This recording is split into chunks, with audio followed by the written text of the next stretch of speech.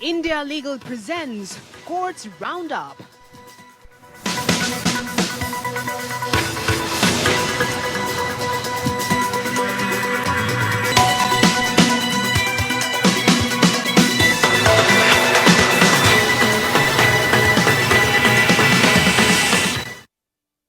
नमस्कार, courts roundup में आपका बहुत बहुत स्वागत है। मैं हूं आपके साथ वक्ता दुबे। इस बुलेटिन में अगले आधे घंटे हम आपको कोर्ट से जुड़ी तमाम छोटी बड़ी खबरों से रूबरू करवाएंगे। कोर्ट की कार्यवाही और सुप्रीम कोर्ट से लेकर हाई कोर्ट और लोअर कोर्ट्स तक के फैसलों को आपके सामने रखेंगे। लेकिन आगे बढ़ने से पहले नजर डाल लेते हैं आज की हेडलाइंस पर। अतीक अशरफ हत्याकांड में जांच, सुप्रीम कोर्ट के रिटायर्ड जज की निगरानी में कराने की मांग पर 28 अप्रैल को होगी सुनवाई। यूपी में मुठभेड़ों की जांच की भी है मांग।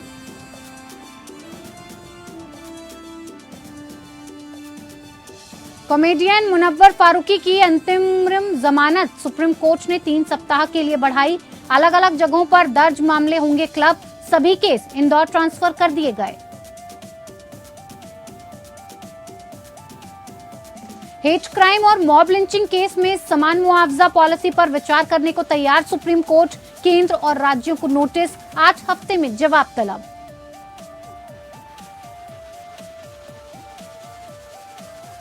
मोदी सरनेम केस में राहुल गांधी को पटना हाईकोर्ट से मिली राहत। निचली अदालत के पेशी के आदेश पर लगाया स्टे। एमपी एमएलए कोर्ट में 25 अप्रैल को होना था पेश।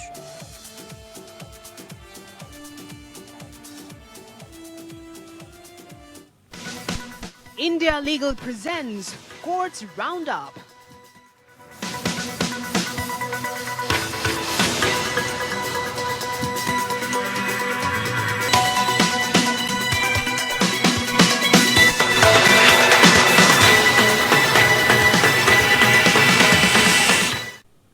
माफिया डॉन अतीक अहमद और अशरफ की पुलिस कस्टडी में हत्या का मामला सुप्रीम कोर्ट पहुंच गया है। माफिया डॉन अतीक और अशरफ की हत्या की जांच किसी रिटायर्ड जज की निगरानी में कराने की मांग को लेकर सुप्रीम कोर्ट में जनहित याचिका दाखिल हुई। सुप्रीम कोर्ट इस जनहित याचिका पर सुनवाई के लिए तैयार हो गया है। सुप्रीम कोर्ट इस याचिका पर 28 अप्रैल को सुनवाई करेगा। माफिया डॉन अतीक अहमद और उसके भाई अशरफ अहमद की पिछले दिनों प्रयागराज में हत्या कर दी गई थी।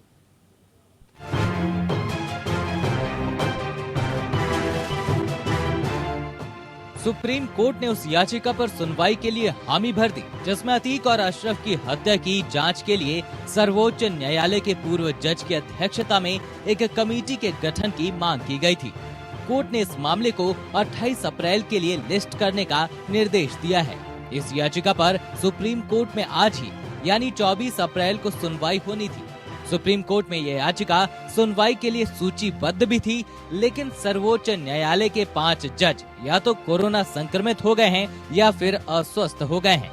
याचिकाकर्ता ने अतीक और अशरफ की पुलिस कस्टडी में हत्या के साथ ही साल 2017 से अब तक उत्तर प्रदेश में हुए एनकाउंटर की भी जांच कराने की मांग की है। याचिकाकर्ता ने याचिका में यूपी में 2017 से अब तक हुए कुल 183 एनकाउंटर की जांच सुप्रीम कोर्ट के रिटायर्ड जज की निगरानी में एक्सपर्ट कमेटी से कराने की मांग की है।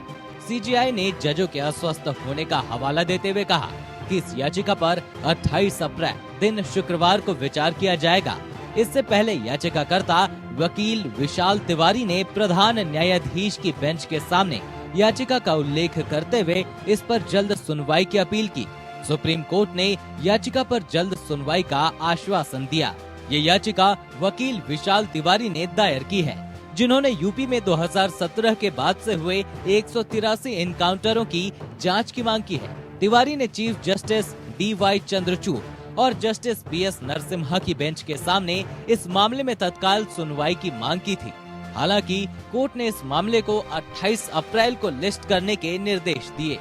पूर्व IPS अधिकारी अमिताभ ठाकुर ने भी सुप्रीम कोर्ट में लेटर पिटीशन दाखिल करके अतीक अहमद और उसके भाई की हत्या मामले की सुप्रीम कोर्ट या हाई कोर्ट की निगरानी में CBI जांच कराने की मांग की है। अमिताभ ठाकुर ने याचिका में कहा है कि भले ही अतीक अहमद और उसका भाई अपराधी हो, मगर जिस तरह से उनकी हत्या हुई उससे इस घटना के राज्य पोषित होने की पर्याप्त संभावना दिखती है। अतीक अहमद और उसके भाई अशरफ की 3 शूटर्स ने 15 अप्रैल को प्रयागराज के कॉल्विन हॉस्पिटल के बाहर गोली मारकर हत्या कर दी थी। अतीक और अशरफ की हत्या उस समय हुई थी जब पुलिस दोनों को मेडिकल कराने के लिए कॉल्विन हॉस्पिटल ले गई थी। मीडिया कर्मी के वेश में पहुंचे शूटर्स ने इस दौरान अतीक की कनपटी में पिस्टल सटाकर गोली मार दी और फिर दोनों भाइयों पर 3 तरफ से फायर झोंक दिया था। Bureau report.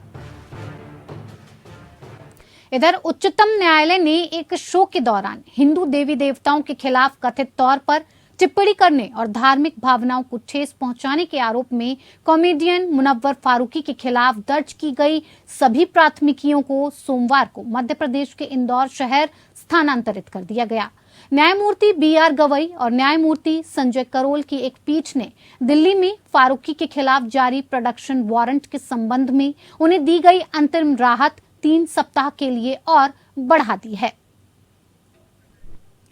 यानी कि धार्मिक भावनाओं को ठेस पहुंचाने के आरोप में कॉमेडियन मुनव्वर फारूकी के खिलाफ जो दर्ज की गई सभी प्राथमिकताएं हैं उन्हें सोमवार को मध्य प्रदेश के इंदौर शहर तक स्थानांतरित कर दिया गया है और इसमें न्यायमूर्ति BR गवई और न्यायमूर्ति संजय करोल की एक पीठ ने दिल्ली में फारूकी के खिलाफ जारी प्रोडक्शन वारंट के संबंध में उन्हें दी गई अंतरिम राहत 3 सप्ताह के लिए और बढ़ा दी है। उच्चतम न्यायालय ने एक शो के दौरान हिंदू देवी देवताओं के खिलाफ कथित तौर पर टिप्पणी करने और धार्मिक भावनाओं को ठेस पहुंचाने के आरोप में ये फैसला किया। कॉमेडियन मुनव्वर फारूकी के खिलाफ दर्ज की गई सभी प्राथमिकियों को सोमवार को मध्य प्रदेश के इंदौर शहर स्थानांतरित कर दिया गया।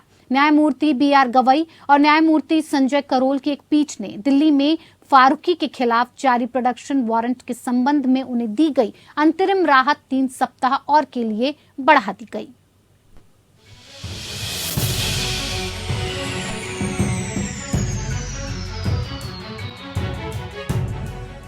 कॉमेडियन मुनव्वर फारूकी को सुप्रीम कोर्ट से बड़ी राहत मिली है। मध्य प्रदेश पुलिस द्वारा कथित रूप से धार्मिक भावनाओं को आहत करने और गृह मंत्री अमित शाह का अपमान करने के मामले में शीर्ष अदालत ने फारूकी को जमानत दे दी है। इसके साथ ही कोर्ट ने मुनव्वर के खिलाफ अलग अलग जगहों पर दर्ज मामलों को क्लब करते हुए इंदौर ट्रांसफर कर दिया। इसके अलावा पीठ ने फारूकी को फरवरी 2021 में दी गई अंतरिम जमानत की भी पुष्टि की, जो पहले के आदेश के संदर्भ में संपूर्ण हो गई। स्टैंड अप कॉमेडियन की ओर से पेश सीनियर एडवोकेट विक्रम चौधरी ने बेंच को सूचित किया कि प्रार्थना का दायरा केवल FIR को क्लब करने तक ही सीमित रहेगा। चौधरी ने बेंच से FIR को क्लब करने और उन्हें मुंबई या दिल्ली स्थानांतरित करने का आग्रह किया। इंदौर या प्रयागराज नहीं, भारी भीड़ थी इन शहरों में फारूकी की सुरक्षा को खतरा है। सुप्रीम कोर्ट ने अपने आदेश में कहा, तथ्यों, परिस्थितियों और कोर्ट के पिछले आदेश को ध्यान में रखते हुए हम सभी शिकायतों को इंदौर ट्रांसफर करते हैं। हमने याचिका को रद्द करने की मेरिट पर कोई टिप्पणी नहीं की। अगर कोई याचिका उपयुक्त कोर्ट के सामने दायर की जाती है तो उसे मेरिट के आधार पर कानून के अनुसार माना जाएगा। याचिकाकर्ता को दिल्ली पुलिस द्वारा 3 सप्ताह के लिए वारंट पेश करने के खिलाफ अंतरिम संरक्षण प्रदान किया जाता है। हमने पहले ही अंतरिम सुरक्षा प्रदान कर दी है, इसे पूर्ण बनाया जाता है। फारूकी को पहले 1 जनवरी 2021 को मध्य प्रदेश पुलिस ने स्टैंड अप शो के दौरान हिंदू देवताओं के खिलाफ अपमानजनक टिप्पणी करने के आरोप में गिरफ्तार किया था। MP पुलिस ने हिंदू रक्षक संगठन के अध्यक्ष एकलव्य सिंह गौड़ की शिकायत पर एक्शन लिया था। फारूकी की जमानत याचिका को पहले एक सेशंस कोर्ट ने खारिज कर दिया था और उसके बाद 28 जनवरी 2021 को मध्य प्रदेश हाई कोर्ट ने भी रद्द कर दिया था। MP हाई कोर्ट के जस्टिस रोहित आर्य ने फारूकी को जमानत से इनकार करते हुए अपने आदेश में कहा था कि जब्त की गई सामग्री और गवाहों के बयान के संबंध में जांच चल रही है, इसलिए जमानत देने के लिए कोई मामला नहीं बनता है। सुप्रीम कोर्ट ने फरवरी 2021 में मुनव्वर को अंतरिम जमानत दे दी थी और एक अलग मामले में फारूकी के खिलाफ उत्तर प्रदेश पुलिस के पेशी वारंट पर रोक लगा दी थी। ये सुरक्षा आज पूर्ण रूप से की गई है।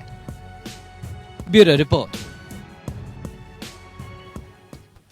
सुप्रीम कोर्ट ने शुक्रवार को हेट क्राइम व मॉब लिंचिंग के पीड़ितों को मुआवजा राशि देने के लिए समान नीति बनाने और लागू करने की मांग वाली जनहित याचिका पर केंद्र और राज्य सरकारों को नोटिस जारी किया।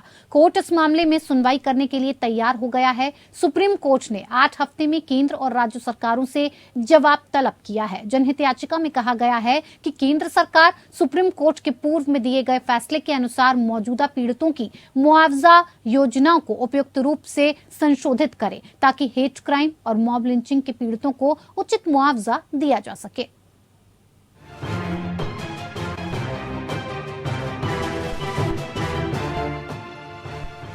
सुप्रीम कोर्ट हेट क्राइम और मॉब लिंचिंग केस में पीड़ितों के लिए यूनिफॉर्म मुआवजा पॉलिसी पर विचार करने को तैयार हो गया है। समान नीति के लिए जनहित याचिका पर केंद्र और राज्यों को नोटिस भेजकर सुप्रीम कोर्ट ने 8 हफ्ते में जवाब मांगा है। Indian Muslims for progress and reform संगठन की याचिका पर सुप्रीम कोर्ट ने सरकारों को नोटिस भेजा है। जनहित याचिका में मौजूदा मुआवजा राशि में वृद्धि की मांग की गई है। याचिका में तहसीन पूनावाला मामले में पीड़ित को मुआवजा देने के लिए योजना बनाने के सुप्रीम कोर्ट के निर्देशों को लागू करने की मांग की गई है। इस मामले में सीआरपीसी की धारा 357A के तहत राज्य सरकारों को हेट क्राइम और मॉब लिंचिंग के पीड़ितों के लिए मुआवजा योजना बनाने का निर्देश मिला था।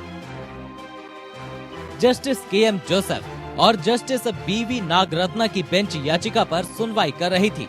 बेंच ने सरकारों से कहा है कि मॉब लिंचिंग पीड़ितों के परिवारों को मुआवजा देने के लिए योजना बनाने के संबंध में उठाए गए कदमों के बारे में बताएं।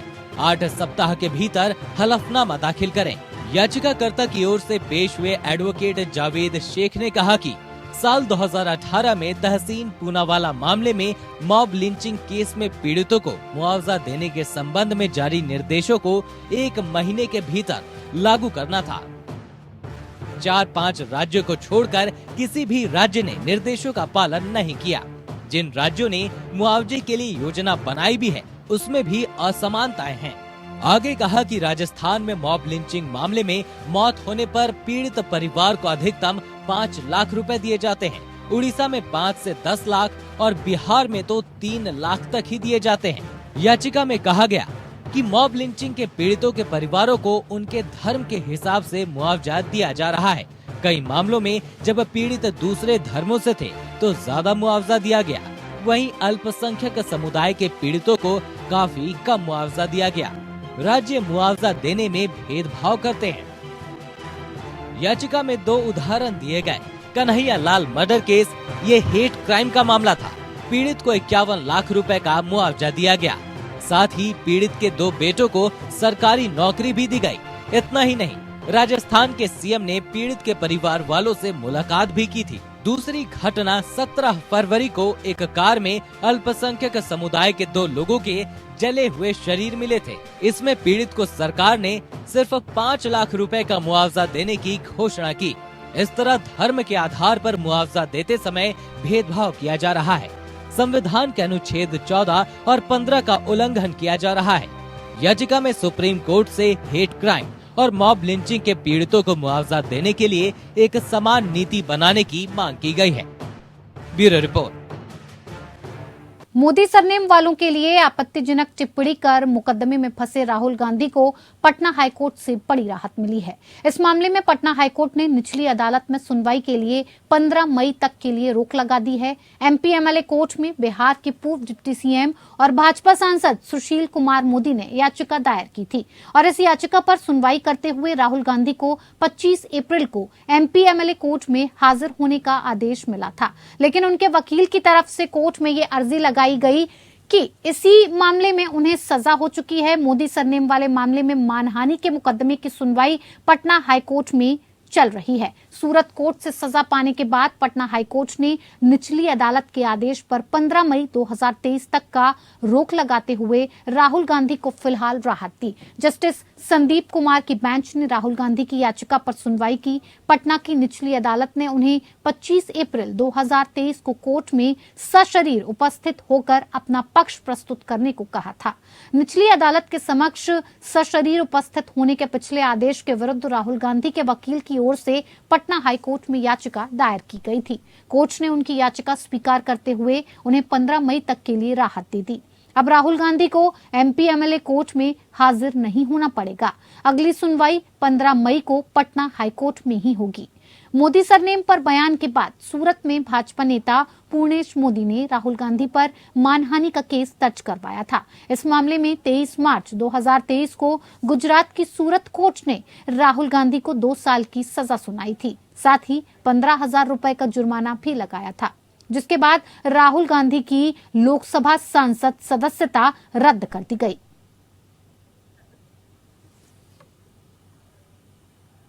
दिल्ली विश्वविद्यालय ने दिल्ली उच्च न्यायालय को बताया कि छात्रों ने बिना अनुमति के प्रधानमंत्री नरेंद्र मोदी पर बीबीसी की प्रतिबंधित डॉक्यूमेंट्री का प्रदर्शन किया और निषेधाज्ञा लागू होने के बावजूद विरोध प्रदर्शन आयोजित किया, जो घोर अनुशासनहीनता है। विश्वविद्यालय ने कहा कि उसने उन छात्रों के खिलाफ कार्रवाई की जिन्होंने समाचार पत्रों की रिपोर्ट के आधार पर वृत्तचित्र की स्क्रीनिंग का आयोजन किया और जिसमें कहा गया था कि भारत में 2 भाग की श्रृंखला पर प्रतिबंध लगा दिया गया है। डीयू ने कांग्रेस के छात्र विंग के नेता लोकेश चुघ की इस याचिका पर अपना जवाब दाखिल किया, जिसमें उन्होंने विश्वविद्यालय से उनके निष्कासन को चुनौती दी थी, क्योंकि उन्होंने कथित तौर पर वृत्तचित्र की स्क्रीनिंग का आयोजन किया था। चुघ भारतीय राष्ट्रीय छात्र संघ के राष्ट्रीय सचिव हैं। वो दिल्ली विश्वविद्यालय में मानव विज्ञान विभाग में पीएचडी शोधार्थी हैं। 27 जनवरी को डीयू में एक विरोध प्रदर्शन के बाद छात्र नेता को 1 साल की अवधि के लिए किसी भी विश्वविद्यालय की परीक्षा में शामिल होने से रोक दिया गया था। विश्वविद्यालय ने कहा कि चुघ आंदोलन के पीछे का मास्टरमाइंड था और उस वीडियो फुटेज से पता चलता है कि वो विश्वविद्यालय परिसर में वृत्तचित्र की स्क्रीनिंग में सक्रिय रूप से शामिल था। उनका इरादा विश्वविद्यालय के शैक्षणिक कामकाज को बाधित करना था और इस तरह के कृत्य से विश्वविद्यालय की छवि धूमिल हुई है। इसका विरोध किया गया था। विश्वविद्यालय ने कहा कि इसके अलावा दंड प्रक्रिया संहिता सीआरपीसी की धारा 144 पुलिस द्वारा उस तारीख पर लगाई गई थी, जिसके बावजूद छात्र विरोध करने के लिए एकत्रित हुए। ये मामला न्यायमूर्ति पुरुषेंद्र कुमार कौरव के समक्ष सूचीबद्ध किया गया। हालांकि न्यायाधीश ने कहा कि डीयू की प्रतिक्रिया और चुघ का जवाब रिकॉर्ड में नहीं है, इसीलिए अदालत ने बुधवार को मामले को आगे के विचार के लिए सूचीबद्ध किया है। इसने दोनों पक्षों के वकीलों से मंगलवार तक अपनी लिखित दलीलें दाखिल करने को कहा है।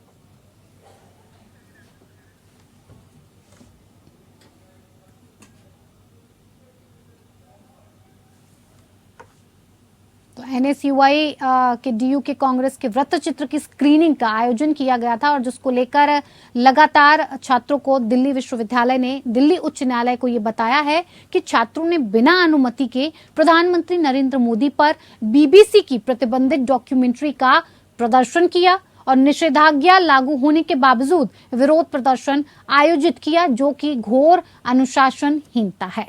विश्वविद्यालय ने यह भी कहा कि उसने उन छात्रों के खिलाफ कार्रवाई की जिन्होंने समाचार पत्रों की रिपोर्ट के आधार पर वृत्तचित्र की स्क्रीनिंग का आयोजन किया था और जिसमें यह भी कहा गया था कि भारत में 2 भाग की श्रृंखला पर प्रतिबंध लगा दिया गया है। डीयू ने कांग्रेस के छात्र विंग के नेता लोकेश चुघ की उस याचिका पर अपना जवाब दाखिल किया, जिसमें उन्होंने विश्वविद्यालय से उनके निष्कासन को चुनौती दी थी, क्योंकि उन्होंने कथित तौर पर वृत्तचित्र की स्क्रीनिंग का आयोजन किया था। चुघ भारतीय राष्ट्रीय छात्र संघ के राष्ट्रीय सचिव हैं। वो दिल्ली विश्वविद्यालय में मानव विज्ञान विभाग में पीएचडी शोधार्थी हैं।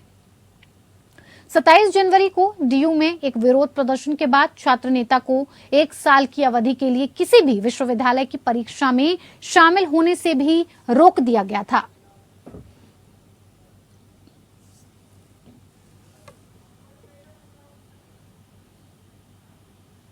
इधर केशवानंद भारती केस की 50वीं वर्षगांठ पर सुप्रीम कोर्ट ने विशेष वेब पेज जारी किया है। सीजेआई जस्टिस डीवाई चंद्रचूड़ ने सुप्रीम कोर्ट में बताया कि ऐतिहासिक केशवानंद भारती फैसले के 50वीं वर्षगांठ पर एक वेब पेज जारी किया गया है। इस वेब पेज पर ऐतिहासिक केशवानंद, जो कि संविधान के मूल ढांचा सिद्धांत पर दिया गया, उससे जुड़ी सारी चीजें डाली गई हैं। सुप्रीम कोर्ट ने 24 अप्रैल 1973 को जस्टिस एसएम सीकरी की अध्यक्षता में 13 जजों की संविधान पीठ ने 7-6 के बहुमत से फैसला सुनाया था कि संविधान के मूल ढांचे को संसद द्वारा संशोधित नहीं किया जा सकता। 13 जजों की संविधान पीठ में से 7 जजों ने संत केशवानंद भारती के समर्थन किया, जबकि 6 जजों ने सरकार के समर्थन में फैसला सुनाया। सुप्रीम कोर्ट ने अपने फैसले में 3 मुख्य बातें कही थी। पहला, सरकार संविधान से ऊपर नहीं है। दूसरा, सरकार संविधान की मूल भावना यानी मूल ढांचे में बदलाव नहीं कर सकती। तीसरा, सरकार अगर किसी भी कानून में बदलाव करती है तो कोर्ट उसकी न्यायिक समीक्षा कर सकता है। ये साल 1973 था जब केरल सरकार के खिलाफ एक संत केशवानंद भारती सुप्रीम कोर्ट पहुंच गए, जहां पहली बार सुप्रीम कोर्ट के 13 जज इसे सुनने के लिए बैठे, जिन्होंने लगातार 68 दिन तक बहस की और संविधान बेंच ने 24 अप्रैल 1973 को अपना फैसला सुना दिया, जिसमें कहा गया कि सरकारें संविधान से ऊपर नहीं हैं। दरअसल 1973 में केरल सरकार ने भूमि सुधार के लिए 2 कानून बनाए, जिसके जरिए सरकार मठों की संपत्ति को जब्त करना चाहती थी और जिसके खिलाफ केशवानंद भारती सरकार का विरोध करते हुए सुप्रीम कोर्ट तक पहुंच गए थे। केशवानंद भारती ने सुप्रीम कोर्ट से कहा था कि संविधान का अनुच्छेद 26 हमें धर्म के प्रचार के लिए संस्था बनाने का अधिकार देता है। ऐसे में सरकार द्वारा इन संस्थाओं की संपत्ति जब्त करने के उद्देश्य से कानून बनाना संविधान के खिलाफ है। इस मामले में सुप्रीम कोर्ट के सामने सवाल उठाया गया कि क्या सरकार संविधान की मूल भावना को बदल सकती है।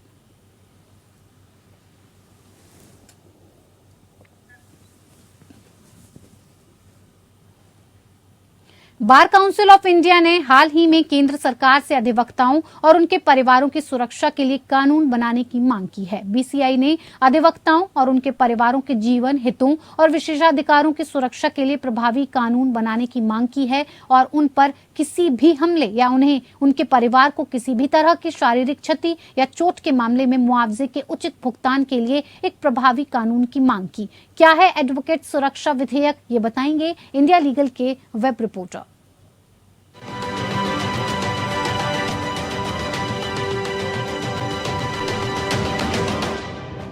एक वकील के रूप में जब हम एक केस लेते हैं जहां विपक्ष में कोई शक्तिशाली नेता हो, खूंखार अपराधी या कोई माफिया हो, तो कई बार वकीलों को धमकी भरे कॉल या मैसेजेस मिलते हैं। बहुत बार ये भी देखा गया है कि वकीलों को ऐसे ही कुछ केसेस की वजह से गंभीर चोटें भी पहुंचाई जाती हैं।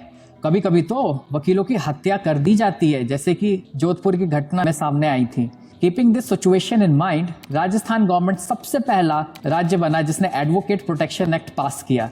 The act aims to curb the offences of assault, grievous hurt, criminal force and criminal intimidation against the advocates in connection with the discharge of the duties as an advocate and the damage or loss to their property. In fact, 50,000 के fine के साथ साथ 2 से 7 साल की सजा भी मिलती है। और तो और इस एक्ट में वकील के लिए पुलिस प्रोटेक्शन का प्रोविजन भी है। ये एक्ट सिर्फ राजस्थान में ही एप्लीकेबल है, कि आपको नहीं लगता दूसरे राज्यों को भी कुछ ऐसे ही प्रोविजन पास करने चाहिए? हमें कमेंट सेक्शन में जरूर बताएं।